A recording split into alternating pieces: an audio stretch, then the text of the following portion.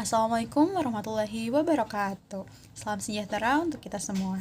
Jadi di sini kami dari kelompok 3 akan membahas teori Big Five dari McRae dan Costa. Nah, jadi sebelum kita masuk ke dalam materinya, di sini saya akan menjelaskan terlebih dahulu sebenarnya materi apa saja sih yang bakal kita jelaskan pada video kali ini. Yang pertama itu ada biografi, yang kedua itu ada sejarah menemukan teori Big Five, yang ketiga itu ada deskripsi teori Big Five, yang keempat itu ada perkembangan teori Big Five, yang kelima itu ada komponen Big Five, dan yang keenam itu ada asumsi-asumsi. Nah, sekarang udah tahu kan sebenarnya materinya apa saja? Nah, sekarang kita langsung aja yuk ke materinya. Di sini saya akan membahas biografi dari McRae terlebih dahulu. McRae atau yang memiliki nama lengkap Robert Roger McRae ini lahir pada tanggal 28 April 1949 di Maryville, Missouri. McRae ini merupakan anak bungsu dari 3 bersaudara. Pada awalnya, McRae ini memiliki ketertarikan pada bidang ilmu pengetahuan dan matematika, namun ia memutuskan untuk melanjutkan studi filsafatnya di Michigan State University.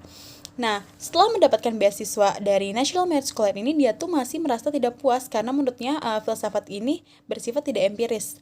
Lalu ia pun melanjutkan studi psikologinya di Boston University dan memiliki ketertarikan pada psikometrinya Raymond Cattell, khususnya pada analisis faktor. Nah, lalu pada tahun 1975, McRae ini dirujuk oleh James Fozart untuk melakukan kerjasama dengan Paul T. Costa di Gerontology Research Center untuk menginvestigasi struktur kepribadian menggunakan data orang dewasa. Pada masa awal-awal studinya, McRae ini mendapatkan tantangan berupa kritikan dari Walter Mischel yang membahas tentang konsistensi dari sifat kepribadian. Namun, McRae ini percaya bahwa kepribadian ini memiliki sifat yang nyata dan bertahan. Lalu ia pun kembali melanjutkan penelitiannya menggunakan pendekatan yang sesuai dengan kepribadiannya yang introvert. Nah, selanjutnya di sini saya akan membahas biografi dari Costa. Costa atau yang memiliki nama lengkap Paul T. Costa lahir di Franklin, New Hampshire pada tahun 1942. Costa mulai bekerja sama dengan McRae pada tahun 1975. Nah, Costa ini menerima gelar sarjana psikologinya di Universitas Clark, dan dia pun mendapatkan gelar Dr. Human Development di Universitas Chicago. Nah, dia ini memiliki posisi akademik di Universitas Harvard dan Universitas Massachusetts. Setelah itu, dia pun bergabung dengan NIA untuk meresmikan Stress and Coping Section. Nah, dari tahun 1985 sampai 2009, Costa ini menjabat sebagai Kepala Laboratorium Kepribadian dan Kognisi atau yang sekarang itu dikenal dengan Laboratorium Behavioral and Neuroscience. Costa ini memiliki minat penelitian di pengembangan dewasa, penilaian kepribadian, dan juga penyakit Alzheimer. Sejarah teori Big Five Personality dimulai pada tahun 1930-an oleh Alport dan juga Albert. Lalu dilanjutkan oleh McRae dan juga Costa pada tahun 1970-an dengan fokus pada neurotisme dan juga ekstraversi. Mereka kemudian menambahkan dimensi keterbukaan, keramahan, dan juga kesadaran hingga 1985. Nah, model 5 faktor ini semakin diterima oleh psikolog dan juga terbukti konsisten di berbagai budaya. Assalamualaikum warahmatullahi wabarakatuh. Shalom, Om Swastiastu, Namo Buddhaya, Salam Kebajikan. Saya Fosina Putri Mustika Wijaya dengan NIM 2400811 ingin menjelaskan tentang teori Big Five Personality. Teori Big Five Personality ini berbeda dengan teori lainnya, yang dimana teori lainnya dikemukakan oleh psikolog-psikolog terkenal atas penelitian mereka. Sedangkan kalau Big Five Personality ini lahir dari ratusan penelitian tentang kepribadian manusia, yang dimana di sana di setiap ratusan penelitian itu ada 5 kepribadian manusia yang ada di setiap individunya, dan 5 kepribadian ini disingkat sebagai OCEAN. Yang pertama, openness atau keterbukaan, dimana keterbukaan kita terhadap hal-hal yang baru, sesuatu yang baru, yang belum pernah kita lakukan. Contoh, jika memiliki skor openness yang tinggi, kita tipe orang yang suka adventure, suka ide-ide baru, penasaran akal hal pengalaman yang baru, kita tipe orang yang imajinatif dan kreatif. Jika skor openness-nya rendah, kita suka melakukan hal-hal sehari-hari kita dengan rutinitas dan tidak nyaman dengan adanya perubahan yang mendadak. Yang kedua adalah conscientiousness atau kesadaran. Jadi kesadaran di sini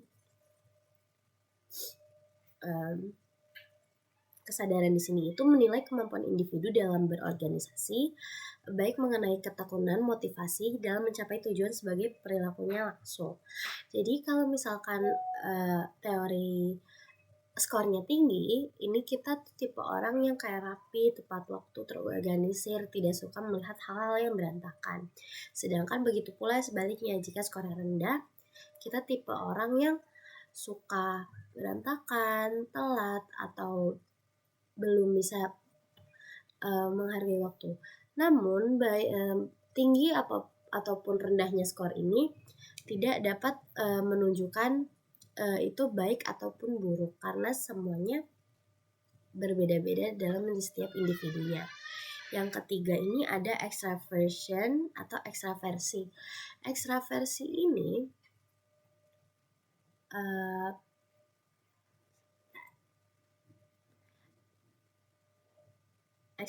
ini itu menilai kuantitas dan intensitas interaksi interpersonal, level aktivitasnya, kebutuhan untuk didukung, kemampuan untuk bahagia. Mereka yang memiliki skor ekstraversi yang tinggi ini cenderung ramah, terbuka, gampang bersosialisasi, aktif gitu. Sedangkan kalau yang ekstronya rendah, mereka suka menarik diri, suka mengisi energinya itu dengan waktunya sendiri. Yang keempat ini ada keramahan atau agreeableness. Agreeableness ini itu menilai kualitas orientasi individu dengan kontinum nilai dari lemah lembutnya sampai antagonis dalam berpikir, berperasaan, dan berperilaku. Dimensi ini tuh merujuk kepada kecenderungan seseorang untuk tunduk kepada orang lain. Contohnya, kalau skornya tinggi di sini, itu mereka tipe-tipe orang yang suka hidup damai gitu, suka menghindari konflik, terus mereka lebih setuju sama pendapat orang lain. Sedangkan kalau skornya rendah itu, mereka tipe-tipe orang yang lebih kompetitif, tidak mudah setuju dengan pendapat orang lain, serta tidak mau kalah dengan apa yang dikatakan orang lain. Nah, yang kelima, yang terakhir itu ada neurotism atau neurotisme. Jadi, neurotisme ini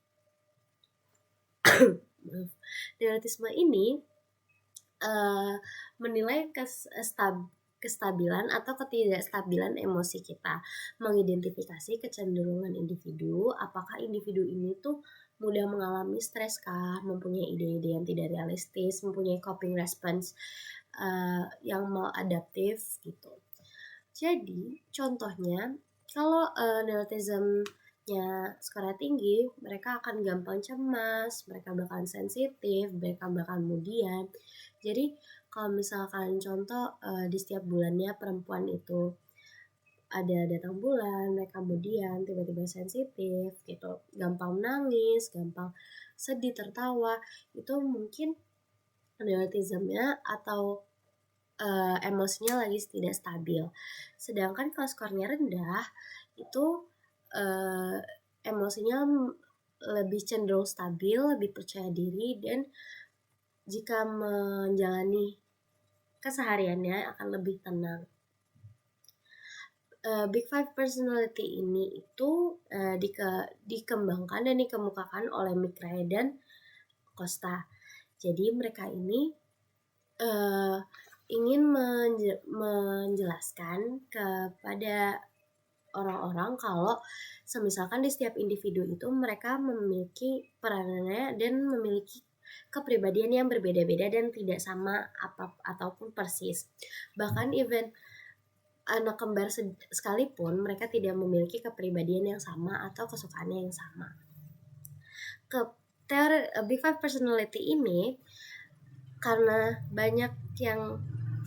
sudah banyak yang dicoba di tes gitu, jadi tes ini tuh cenderung akan stabil jika kita tes di mana saja dan kapan saja. Berbeda dengan tes MBTI yang bisa berubah sesuai gimana perasaan kita atau kondisi kita saat kita mengerjakan tes tersebut. Lalu selanjutnya ada perkembangan teori Big Five, yaitu akar teori Big Five dimulai pada tahun 1940 sampai 1970. Pada tahun 1940, peneliti seperti Raymond Cattell mengidentifikasi ada 16 faktor kepribadian utama yang kemudian dieksplorasi secara lebih lanjut. Dan kemudian pada tahun 1960, peneliti setelahnya Ernest dan Crystal memperkenalkan 5 faktor inti kepribadian. Dan setelah itu gagasan mengenai Big Five mulai muncul. Dan selanjutnya pada tahun 1970, peneliti lain menyempurnakan pendekatan leksikal, yaitu pendekatan yang digunakan pada saat itu untuk mengonfirmasi 5 dimensi inti kepribadian. Pendekatan leksikal adalah cara untuk memahami kepribadian dengan menganalisa bahasa yang digunakan dalam berkomunikasi. Yaitu step selanjutnya formalisasi Big Five oleh Micre dan Costa pada tahun 1980. Robert Micre dan Paul Costa menyempurnakan 5 dimensi ini dan mengembangkan instrumen pengukuran kepribadian seperti neuroticism, extraversion, openness to experience, agreeableness, dan conscientiousness. Selanjutnya, pengembangan teori dan penelitian pada tahun 1990 sampai tahun 2000. Teori ini mulai mendapatkan pengakuan luas sebagai model universal kepribadian. Micre dan Costa juga mengembangkan Five Factor Theory atau FFT yang menjelaskan bahwa kepribadian dipengaruhi oleh faktor biologis dan genetik, serta lingkungan. Dan pada tahun 2000, Big Five mulai digunakan di berbagai bidang seperti psikologi klinis, organisasi, dan juga penelitian sosial. Setelah itu, penelitian kontemporer dan integrasi pada tahun 2010 hingga sekarang, teori ini terus berkembang dengan penggabungan pendekatan baru seperti penelitian genetik, neuroscience, psikologi lintas budaya, dan juga hubungan dengan teknologi. Jadi di sini aku akan jelasin unit-unit menurut Big Five Theories. Dalam teori kepribadian McCray dan Costa, perilaku dapat dipahami dari 3 komponen inti atau sentral, yang terdiri dari kecenderungan dasar, karakteristik adaptasi, dan konsep diri. Dan ada pula komponen sekunder yang terdiri dari dasar biologis, biografi objektif, dan pengaruh eksternal. Yang pertama ada kecenderungan dasar. McCray dan Costa mendefinisikan kecenderungan dasar sebagai substansi dasar yang universal dari kapasitas dan disposisi kepribadian, yang biasanya diasumsikan daripada observasi. Kecenderungan dasar ini bisa bersifat bawaan, pengalaman dari usia dini, dan juga bisa dimodifikasi dari penyakit atau intervensi psikologis. Tetapi dalam periode kehidupan seseorang, kecenderungan dasar ini bisa menentukan potensi dan arah dari orang tersebut. Pada intinya, kecenderungan dasar itu adalah salah satu komponen dasar dari kepribadian. Yang kedua ada karakteristik adaptasi. Karakteristik adaptasi adalah struktur kepribadian yang dipelajari dan juga berkembang saat manusia beradaptasi dengan lingkungannya. Lalu, apa perbedaan kecenderungan dasar dengan karakteristik adaptasi? Karakteristik adaptasi dengan kecenderungan dasar memiliki perbedaan di fleksibilitasnya, di mana kecenderungan dasar ini bersifat lebih stabil dibandingkan karakteristik adaptasi. Karakteristik adaptasi itu bisa dipengaruhi oleh pengaruh eksternal, seperti keterampilan yang dipelajari. Contohnya gimana? Contohnya ada orang yang introvert. Orang yang introvert ini berperan sebagai kecenderungan dasar.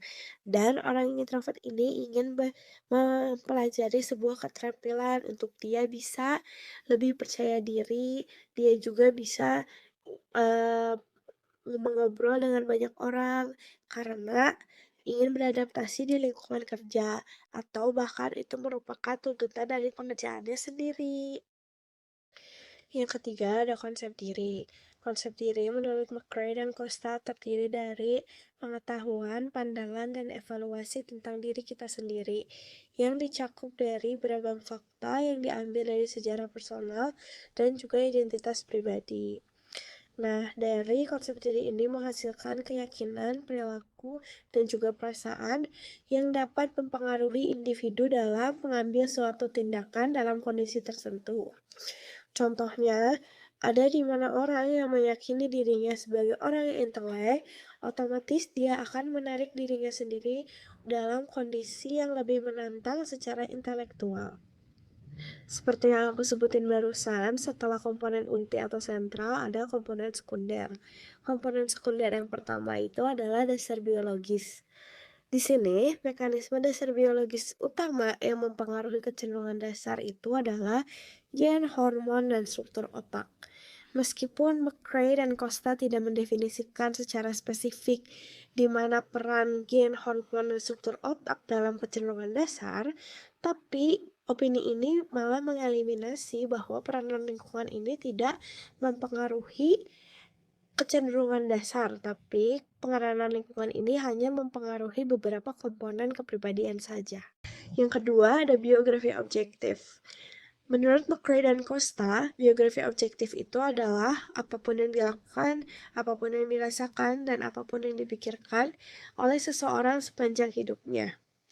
Biografi objektif ini menekankan dengan apa yang terjadi dalam kehidupan seseorang, bukan apa pandangan seseorang itu terhadap pengalaman hidupnya. Di saat pakar lain seperti Alfred Adler dan juga Dan McAdams terfokus kepada interpretasi subjektif, di sini McCrae dan Costa ini malah terfokuskan dengan apa yang terjadi pada kehidupan seseorang itu dan pengalaman hidup seseorang itu tersendiri. Dan yang terakhir ada pengaruh eksternal. Fungsi dari perilaku merupakan hasil dari karakteristik adaptasi dan juga pengaruh eksternal. Sebagai contoh, di sini McCrae dan Costa mengambil sebuah kasus dari seseorang bernama Joan. Di sini, Joan mendapati sebuah penawaran untuk menonton opera. Ini merupakan kondisi pengaruh eksternal. Dan di sini ternyata Joan memiliki sejarah personal yang panjang akan kebenciannya akan opera. Di sini kondisi ini disebut dengan karakteristik adaptasi. Dan respon Joan terhadap penolakan untuk menonton opera tersebut merupakan biografi objektif. Untuk menguraikan kejadian di atas, Joan diprediksi memiliki kepribadian yang emang lebih tertutup. Di sini Joan tidak mau menerima peristiwa-peristiwa baru, atau mungkin dia hanya ingin menerima peristiwa-peristiwa yang sudah familiar dengannya atau yang sudah biasa dihadapi. Atau mungkin Joan di masa kecilnya dia tidak pernah terlibat akan opera, dia tidak pernah menonton opera, atau bahkan mungkin dia tidak pernah ada di lingkungan yang memang banyak opera dan emang sering opera, ada sering pertunjukan opera. Atau Joan juga mungkin tidak pernah atau Joan hanya membangun sebuah opini demi reputasinya saja. Alasan-alasan ini bisa melatar belakangi akan penolakan Joan untuk tidak mau menonton opera tersebut. Dan opini ini akan terus bertahan untuk jangka panjang dan juga kebencian Joan akan opera ini juga bisa semakin berkembang seiring berjalannya waktu. Baik, sekarang saya akan menjelaskan mengenai asumsi dasar dari teori Big Five. Sebelumnya, teman saya sudah membahas mengenai unit dari teori Big Five ini dan mention dua komponen, yaitu komponen kecenderungan dasar dan komponen karakteristik adaptasi. Nah, asumsi dasar ini ternyata terbagi dari dua komponen tersebut, yaitu asumsi kecenderungan dasar dan asumsi karakteristik adaptasi. Sebelum itu, saya ingin menyampaikan kalau ternyata dua komponen ini merupakan hal-hal yang bersifat sentral dalam sistem kepribadian kita. Nah, langsung masuk ke asumsi kecenderungan dasar. Asumsi kecenderungan dasar itu terbagi atas 4 poin, yaitu asumsi individual, asumsi asal, asumsi perkembangan, dan terakhir adalah asumsi struktur.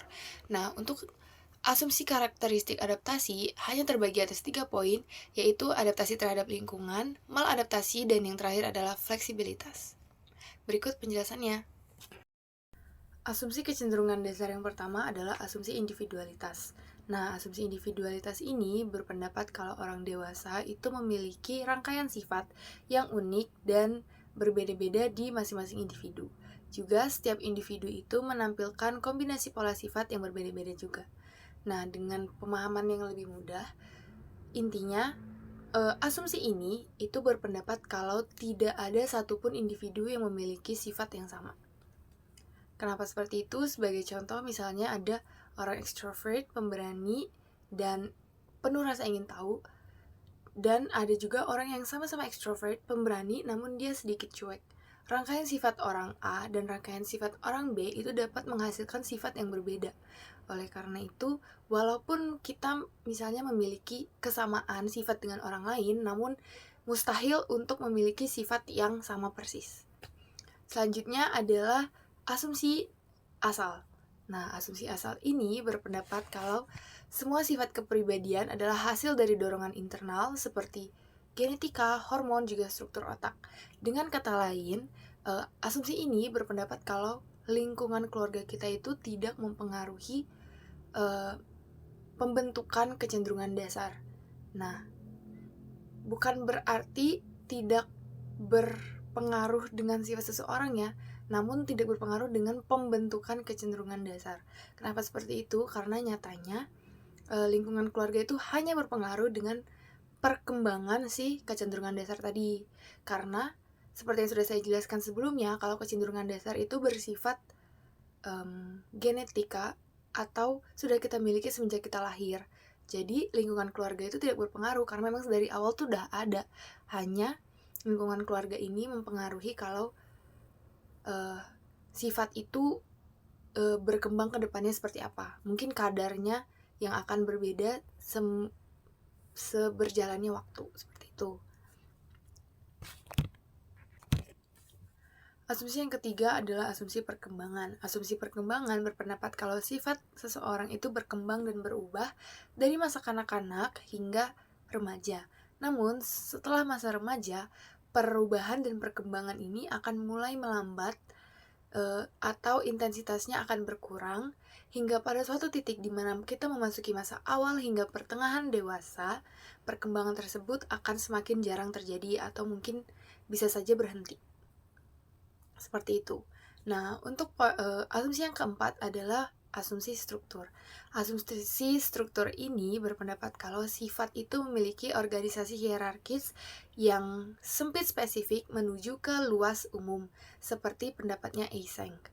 Dan asumsi ini juga digambarkan dengan piramida terbalik, di mana runcingnya di bawah dan lebarnya di atas. Nah, bagian lebar tersebut adalah bagian untuk si 5 sifat utama yang sebelumnya sudah dijelaskan, yaitu ocean, dan semakin bawah adalah sifat-sifat yang lebih spesifik. Jadi sebagai contoh, misalnya seseorang ini sifat umumnya adalah extroversion, dan semakin ke bawah semakin spesifik bisa jadi adalah senang, kehangatan, juga keramahan, seperti itu. Intinya, struktur ini menunjukkan kalau sifat-sifat kita ini saling berhubungan, dan sifat-sifat yang spesifik itu sebetulnya hanyalah bagian dari sifat-sifat umum yang ocean tadi. Kita lanjut ke asumsi dari karakteristik adaptasi. Asumsi karakteristik adaptasi yang pertama adalah adaptasi terhadap lingkungan. Asumsi ini berpendapat kalau seiring berjalannya waktu, manusia itu beradaptasi dengan lingkungannya dengan mengumpulkan pola pikiran, perasaan, dan perilaku yang konsisten dengan sifat-sifat kepribadian mereka serta adaptasi sebelumnya. Dengan bahasa yang lebih mudah dipahami, jadi asumsi ini tuh berpendapat kalau semua manusia itu pasti beradaptasi. Dengan berjalannya waktu, semua manusia itu pasti beradaptasi.